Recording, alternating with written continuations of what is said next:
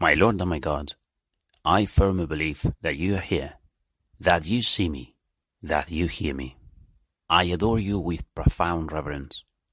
I ask you for pardon for my sins and the grace to make this time of prayer fruitful. My Mother Immaculate, Saint Joseph, my Father and Lord, my guardian angel, intercede for me. Come, Lord Jesus, do not delay. In the Gospel today, we read that whilst you, Jesus, were teaching the crowd, the power of the Lord was with you for healing.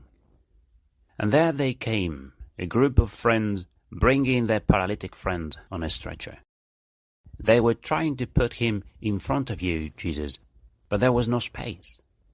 They tried the door. No way. They tried a window. Didn't work. They asked people to make room, but the crowd didn't care. They have come from too far away to consider offering their place to anybody. Well, all they could do, it seems, was to wait until you, Jesus, came out of the house. But they were not the sort of people who wait. They went up on the roof, you remember, and with ropes lowered the friend to put him right in front of you, Jesus. I can imagine the complaints of the owner of the house when he saw people removing his roof tiles. The complaints of the people when you, Jesus, were interrupted by this memorable entrance. I don't know what the paralytic was thinking. I guess that he was having a hard time being lowered with ropes from the roof, unable to move. One false move, and he would end up falling like a sack of potatoes. But those friends made an impression on you, Jesus, because we read in the Gospel, seeing their faith, you performed 2 miracles. First, forgiving his sins, and second, healing his body. We read many times in the Gospels that the faith of the sick people prompted your miracles. Many times, Jesus, you said, your faith has saved you. But this time, it wasn't the faith of the paralytic, but the faith of his friends. You see, my faith can heal my friends. So today, I want to talk to you, Jesus, about friendship. Because, like in the Gospel today, friends bring to you those they love. Now, allow me to binge on one of my favorite reads. A couple of weeks ago, I used The Lord of the Rings as an example, and it was a hit.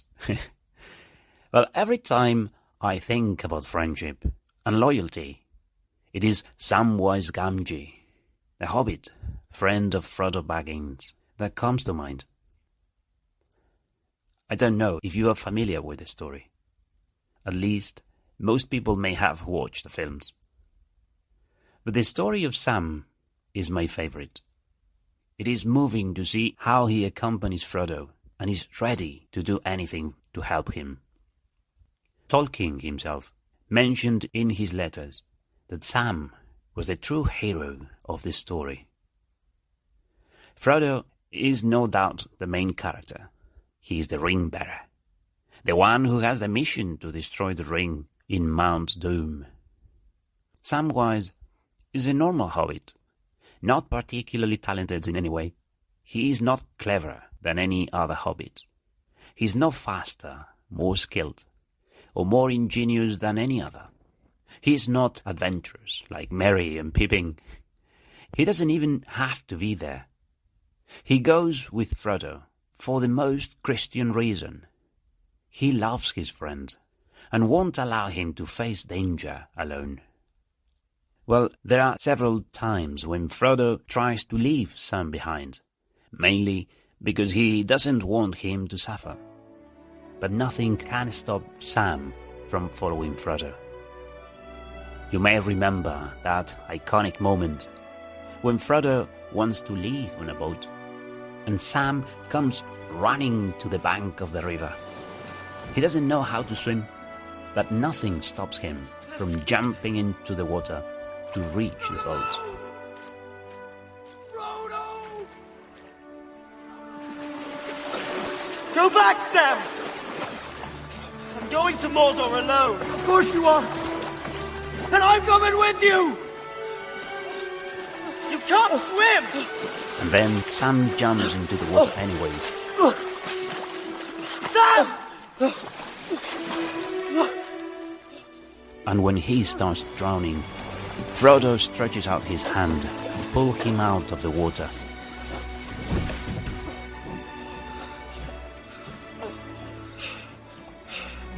I made a promise, Mr. Frodo. A promise. Don't you leave him, Samwise Gamgee. And I don't mean to. I don't mean to. Well, now that we are praying with you, Jesus, about friendship, I bring this to mind. The souls that you have entrusted to me, my friends, those about whom you have said to me, don't leave them. And I say to you, I don't mean to.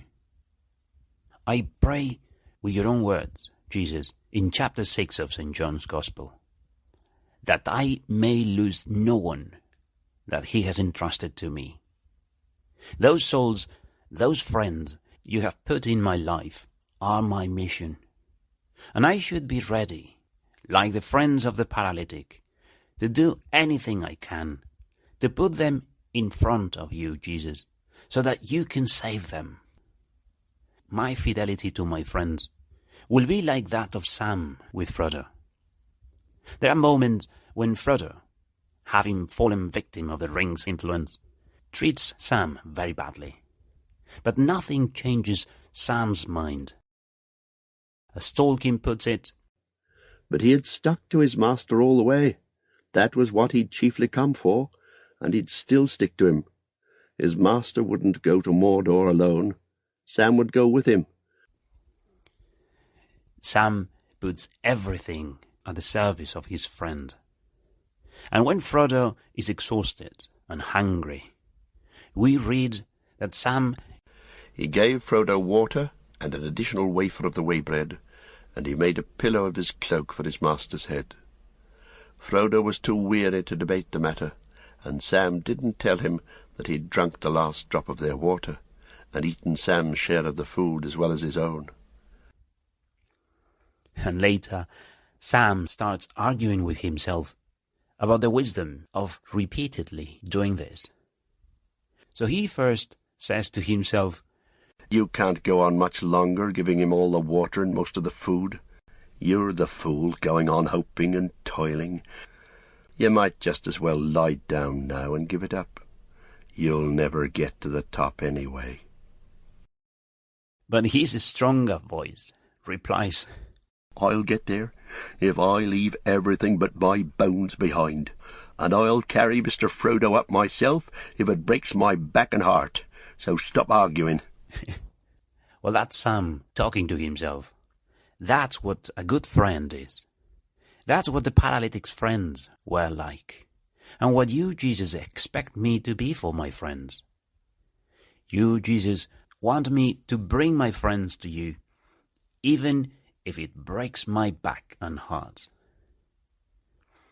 It was the faith of the friends, and I add the hope they had, and particularly their charity, that saved the paralytic. My faith will save my friends as well.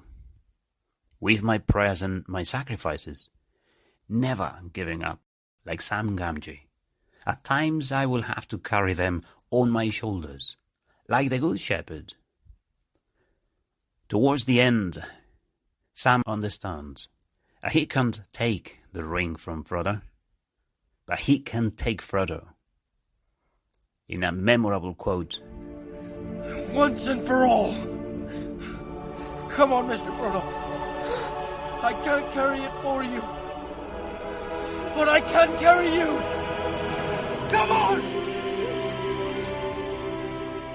And so up he goes, like the paralytic friends, carrying his friend to the summit. Mary, my Mother Immaculate, during these days of the novena to your Immaculate Conception, and through the intercession of Saint Joseph, my Father and Lord, help me to be faithful and loyal, to bring my friends and place them in front of your Son, so that He can save them.